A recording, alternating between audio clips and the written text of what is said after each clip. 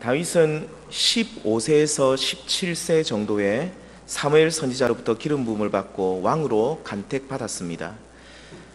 그는 사울처럼 곧바로 왕으로 활동했던 것이 아니라 약 15년 정도 광야에서 연단의 기간을 보내게 됩니다. 그를 죽이려고 달려드는 사울 왕의 칼을 피해 광야에서 훈련받습니다. 하나님을 의지하는 겸손한 왕이 되도록 광야의 학교에서 혹독한 과정을 이수합니다. 죽음의 위협 앞에서 하나님의 보호하심을 간구하는 훈련을 받았고, 자신을 업신여기는 나발과 같은 악한 사람 앞에서 분을 참는 훈련 또한 받았습니다. 다윗은 약 15년간 광야의 학교에서 믿음의 훈련을 받았고, 드디어 30세에 이스라엘 왕으로 세움을 받게 되었습니다. 그는 자신을 왕으로 세우신 하나님의 은혜를 잘 알고 있었습니다. 사무엘하 7장에 나온 다윗의 기도대로 자신은 이새의 아들들 가운데 하찮은 존재였고 사랑받을 자격조차 없는 사람이었지만 하나님께서 여기까지 이르게 하셨더라고 믿고 있었습니다. 그리고 다윗이 하나님의 은혜를 더욱 확신하게 된 계기가 있었는데, 이는 나단이 하나님의 신탁을 받고 선포한 언약 맺음이었습니다. 사무엘하 7장 1절에서 17절에 나온 이른바 다윗 언약은 하나님께서 다윗의 왕위를 영원히 견고하게 하시고 그 나라를 세워주실 것이라는 언약 맺음입니다. 자신을 왕으로 세우신 하나님의 은총을 잘 알고 있었던 다윗은 앞으로 이 언약대로 그와 이스라엘의 역사가 진행될 것임을 확신하게 되었습니다. 이 언약을 맺고 나서 곧이어 사무엘하 8장에 보시면 다윗이 이스라엘 주변에 있는 모든 나라들과 전쟁을 하는데 어디로 가든지 이기게 하셨다라고 말씀합니다.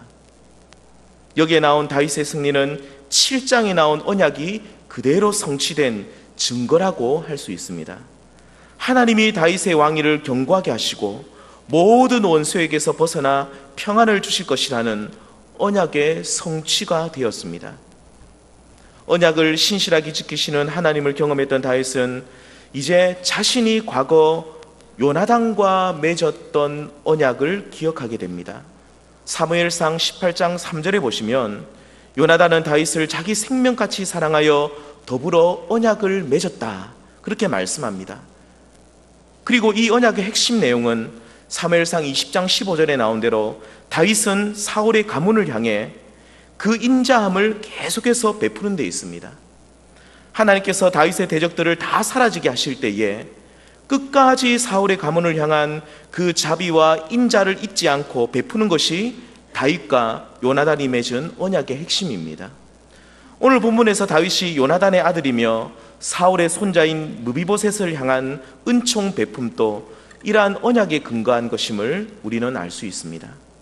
본문 1절 말씀 보시면 다윗은 사울의 집에 아직도 남아있는 사람이 있느냐라고 물으면서 내가 요나단으로 말미암아 그 사람에게 은총을 베풀리라 하고 말합니다. 여기서 요나단으로 말미암는다는 이 말은 요나단과 맺은 언약으로 인하여라는 뜻입니다. 하나님과 맺은 언약으로 인해 은총을 받았던 다윗은 이제 자신도 요나단과 맺은 언약을 기억하고 그 언약 안에서 은총을 베풀고 있습니다. 본문에서 은총을 베풀다라는 구절이 1절, 3절, 그리고 7절 3번 반복해서 나옵니다. 여기서 은총이라는 단어는 헤세드라는 히브리어를 사용하고 있습니다. 헤세드는 언약 안에서 이루어지는 은총, 자비, 그리고 긍휼을 뜻합니다. 다윗은 요나단과 맺었던 언약을 기억하고 그 언약 안에서 헤세드를 베풀고 있습니다. 그렇다면 우리는 다윗이 요나단의 아들 무비보셋에게 은총을 베푸는 이 사건을 통해 무엇을 깨달을 수 있습니까? 크게 두 가지를 생각해 볼 수가 있습니다. 그 첫 번째는 오늘날 우리들이 은총을 받을 수 있는 근거는 언약 때문이라는 사실을 우리는 알 수 있습니다. 무비보셋은 다윗이 베푸는 은총을 받을 자격이 없는 사람이었습니다. 일반적으로 고대 사회에서 새로운 왕이 등극하면 그 전에 있던 왕의 잔당들을 숙청했다고 합니다. 왕의 아들이나 친척은 말할 것도 없이 그들은 제거 대상 1호였습니다. 다윗은 무비보셋이 비록 장애를 가지고 있었지만 훗날 후환이 될 수도 있다는 생각을 아마도 그는 했을 것입니다. 하지만 다윗은 요나단과 맺었던 언약을 기억하고 있었기에 그를 제거 대상으로 보지 않고 오직 은총을 베풀 대상으로 보았던 것입니다. 오늘 우리는 무비보셋이 언약 안에서 은총을 받는 모습을 보면서 다윗의 후손으로 오신 예수 그리스도로 맺은 언약 안에서 은총을 받는 우리 모습을 볼 수 있어야 합니다. 하나님은 언약을 맺으시는 분이십니다. 아브라함과 언약을 맺으시면서 자손과 땅에 대한 약속을 주셨습니다. 그 언약이 그대로 이어져서 모세 시대 때 억압받던 이스라엘 백성들이 출애굽하게 됩니다. 출애굽은 아브라함과 이삭과 야곱과 맺은 언약의 성취라고 볼 수 있습니다. 출애굽한 이스라엘 백성들은 시내산에서 하나님과 언약을 다시 맺고 가나안 땅 입성을 앞둔 이스라엘 백성들은 모압 평지에서 또다시 한번 언약을 갱신하게 됩니다. 이와 같이 하나님은 언약을 맺으시고 그 언약을 그대로 성취하시는 분이십니다. 오늘날 우리의 구원도 예수 그리스도 안에서 맺은 언약 안에서 이루어진 사건입니다. 예수님께서 십자가를 지시기 전날 밤 제자들과 마지막 만찬을 드실 때에 포도주와 떡을 떼시면서 이 잔은 내 피로 세우는 새 언약이라고 하십니다. 히브리서 13장 20절에도 양들의 큰 목자이신 우리 주 예수를 영원한 언약의 피로 죽은 자 가운데서 이끌어내신 평강의 하나님이라고 그렇게 말씀합니다. 다시 말하면 오늘날 우리들이 하나님과 언약을 맺고 그 안에서 은총을 받을 수 있는데 그 언약은 예수 그리스도께서 피로 맺은 언약이라고 하십니다. 좀 쉬운 말로 풀이하면 오늘 이 땅을 살아가는 우리가 예수 그리스도께서 날 위해 지신 그 십자가의 공로를 믿고 의지하게 되면 그는 새 언약 안에 들어오게 된다는 뜻입니다. 이렇게 우리가 하나님께서 당신의 아들 예수 그리스도의 십자가로 말미암아 세운 새 언약 안에 우리가 들어오게 되면 은총을 받게 되는 것입니다.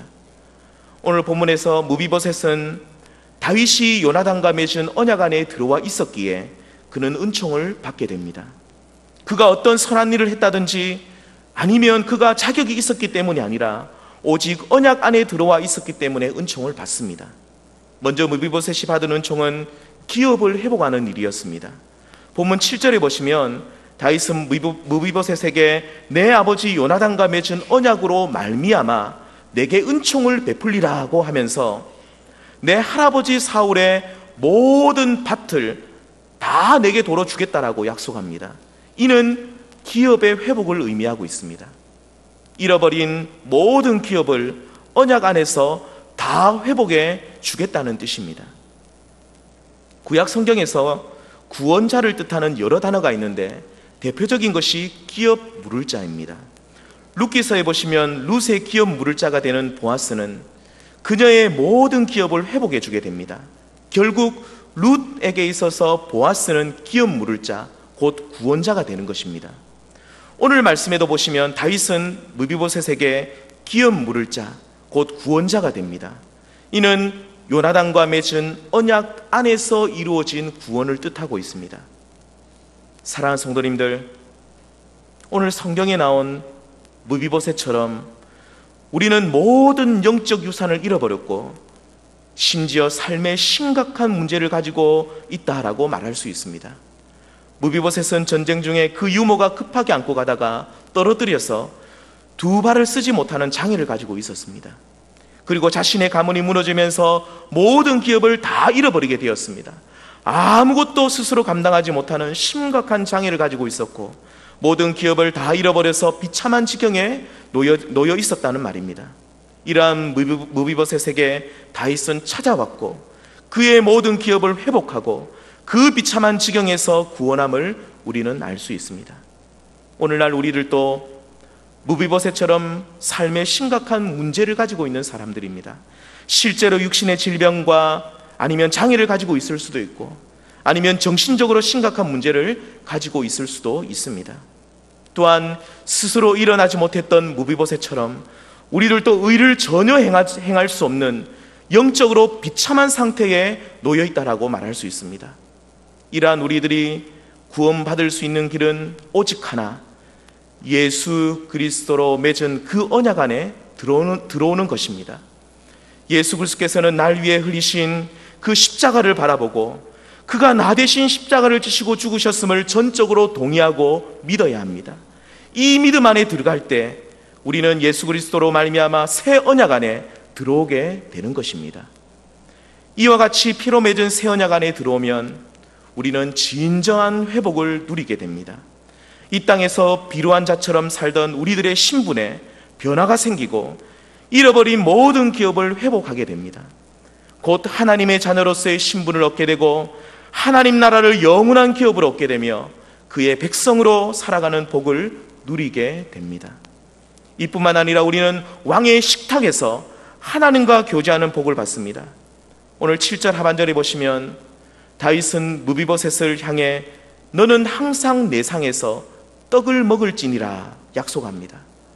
그리고 11절 하반절에 보시면 무비보셋은 왕자 중 하나처럼 왕의 상에서 먹으니라고 당시 상황을 설명하고 있습니다. 무비보셋은 본문 8절에 나온 그의 고백처럼 죽은 개와 같은 비참한 존재였지만 다윗이 요나단과 맺은 그 언약 안에서 왕자의 신분을 회복하고 모든 잃어버린 기업을 되찾게 되었고 심지어 왕의 식탁에서 왕과 함께 식사하는 영광을 누리게 되었습니다. 사랑하는 성도님들, 무비보셋과 같이 참으로 비참하고 비루한 인생을 살아가던 우리들도 예수 그리스도 안에서 이러한 복과 은혜를 받을 줄 믿고 또한 받게 될 줄 믿습니다. 우리의 기업 물을 자 되시는 예수 그리스도를 믿음으로 말미암아 맺어지는 이 새 언약을 기억하시면서 우리 모두 이 언약 안에 들어와서 무비보셋처럼 참된 회복을 누리는 그 복됨이 있기를 원합니다. 또한 절뚝발이며 모든 것을 다 잃어버렸고 죽은 개와 같은 우리들을 먼저 찾아오신 하나님을 생각하시면서 오직 감사와 영광을 돌릴 수 있는 우리 모두가 되기를 바랍니다. 왕의 잔치를 배설하시며 우리를 향해 오라고 부르시는 하나님의 부르심 앞에 모두 응답하셔서 그 언약 안에 들어가셔서 기업의 회복, 권리의 회복, 그리고 왕의 식탁에서 교제를 누릴 수 있는 저와 우리 모든 성도님들 다 되시기를 바랍니다. 두 번째, 이 본문은 은총 받은 자는 은총을 베풀어야 한다는 성경의 원리를 또 한 가지 우리에게 더 가르쳐주고 있습니다. 오늘 본문 8절에 보시면 다윗이 베푸는 은총을 과분히 여긴 무비보셋은 이렇게 말합니다. 그가 절하여 이르되 이 종이 무엇이기에 왕께서 이 죽은 개 같은 나를 돌아보시나이까. 무비보셋은 자신을 죽은 개와 같은 쓸모없는 존재인데 다윗이 자신을 돌아본다고 그렇게 감격하고 있습니다. 여기서 죽은 개 같은이라는 이와 똑같은 표현을 다윗이 과거에 그가 그렇게 똑같이 고백했던 적이 있습니다. 사무엘상 24장 14절에 보시면 이렇게 말합니다. 이스라엘 왕이 누구를 따라 나왔으며 누구의 뒤를 쫓나이까. 죽은 개나 벼룩을 쫓음이니이다. 다윗은 자신을 죽이려고 쫓아오는 사울을 향해서 나는 죽은 개와 같은 사람입니다 라고 그렇게 말하고 있습니다. 다윗은 실제로 광야에서 죽은 개처럼 아무 존재의 의미도 없는 불쌍한 삶을 살았습니다.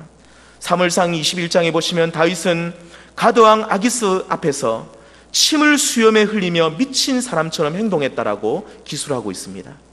이스라엘 땅에 있을 곳이 없어 블레셋 땅으로 왔지만 그곳에서조차 적의 위협이 있었기 때문에 미친 사람처럼 행동해야만 하는 처량한 신세가 되었습니다. 이는 그가 사울 앞에서 고백했던 것처럼 죽은 개와 같은 비참한 모습이라고 우리는 말할 수가 있는 것입니다. 이러한 다윗은 하나님께로부터 은혜를 입어 이스라엘 왕이 되었고 그리고 하나님이 주신 그 권력과 부를 얻게 되었습니다.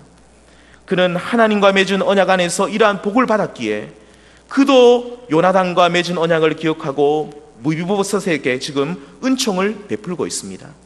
원수 집안이며 그의 대적이기에 반드시 숙청해야만 했지만 다윗은 이러한 정치적 계산보다 하나님 앞에서 의를 행하는 것이 먼저였습니다.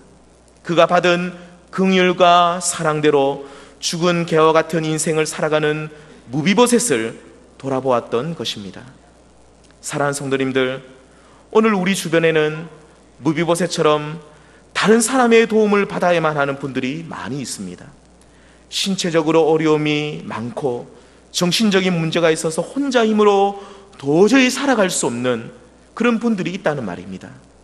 이렇게 무비보셋처럼 어려운 가운데 살아가는 분들에게 우리 한 사람 한 사람이 다윗과 같은 존재가 되어서 이들에게 자비를 베풀 수 있기를 바랍니다.